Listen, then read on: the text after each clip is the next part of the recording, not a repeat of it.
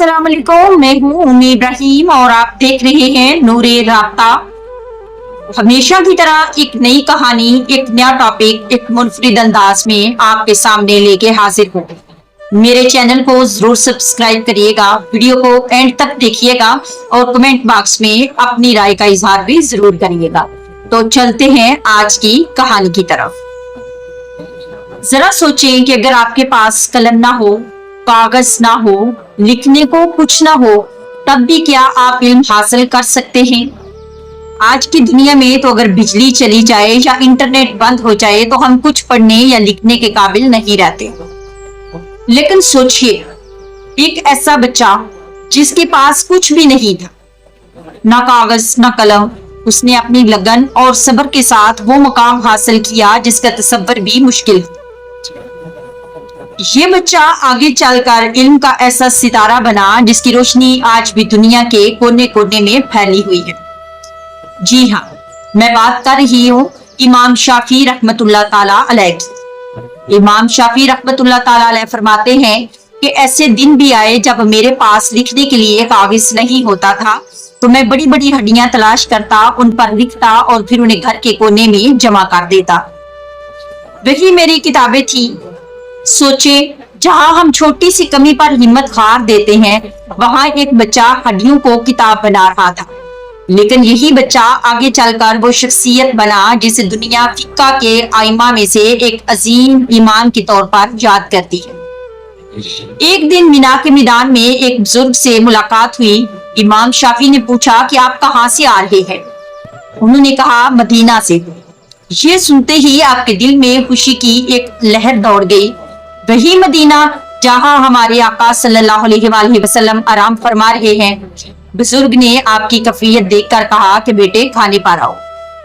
खाने के बाद इमाम शाफी ने अर्ज किया, क्या ये सच है कि मदीना में इमाम मालिक रहमतुल्लाह ताला अलैह भी मौजूद हैं? तो बुजुर्ग ने कहा, हाँ, क्या तुम उनसे मिलना चाहते हो? इमाम शाफी ने कहा, जी हाँ, मगर मेरे पास वसाइल नहीं है। ये सुनकर बुजुर्ग ने कहा कि हमारे काफिले में एक शख्स का इंतकाल हो गया है, तो उसका ऊंट खाली है, अगर चाहो तो इसी पर सवार हो जाओ। यूं अल्लाह ने एक वसीला बनाया और इमाम शाफी रहमतुल्लाह ताला अलैह मक्का से मदीना का सफर इख्तियार कर गए। वो फरमाते हैं, मैंने 16 दिन का सफर किया और इन 16 दिनों में मैंने 16 मरतबा कुरान करीम मुकम्मल किया। यही होता है इल्म और कुरान से इश्क। मदीना पहुंचते ही आप मस्जिद नबी गए। नमाज के बाद देखा कि एक जलीलुल कदर शख्सियत ऊंची जगह बैठी फरमा रही है, काला काला रसूल अल्लाह सल्लल्लाहु अलैहि वसल्लम। आप समझ गए कि ये इमाम मालिक रहमतुल्लाह ताला अलैह है। सब शागिर्द कागज कलम लेकर लिख रहे थे, लेकिन शाफी के पास कुछ न था। अचानक एक तिनका मिला, आपने हथेली पर नम करके लिखना शुरू कर दिया। मजलिस के इख्तिताम पर इमाम मालिक ने पूछा, बेटे ये क्या कर रहे थे?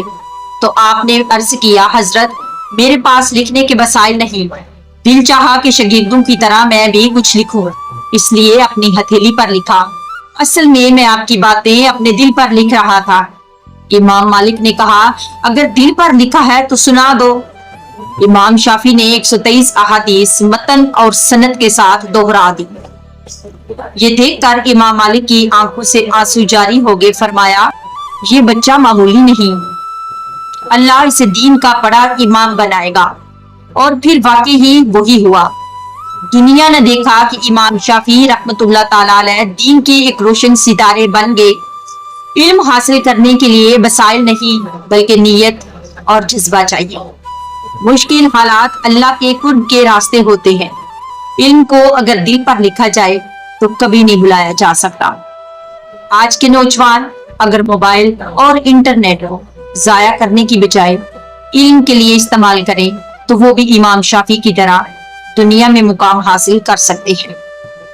ऐ अल्लाह, हमें भी इल्म से मोहब्बत अता फरमा, हमारे दिलों को कुरान और सुन्नत की रोशनी से मुनव्वर फरमा, हमें दुनिया की मुश्किलात में सब्र और इस्तकामत अता फरमा। ऐ अल्लाह, हमें ऐसे उलमा और रहनुमाओं के नक्शे कदम पर चलने की तौफीक दे जिन्होंने अपनी जिंदगियां तेरे दीन के लिए वक्फ की। आमीन या रब्बुल आलमीन।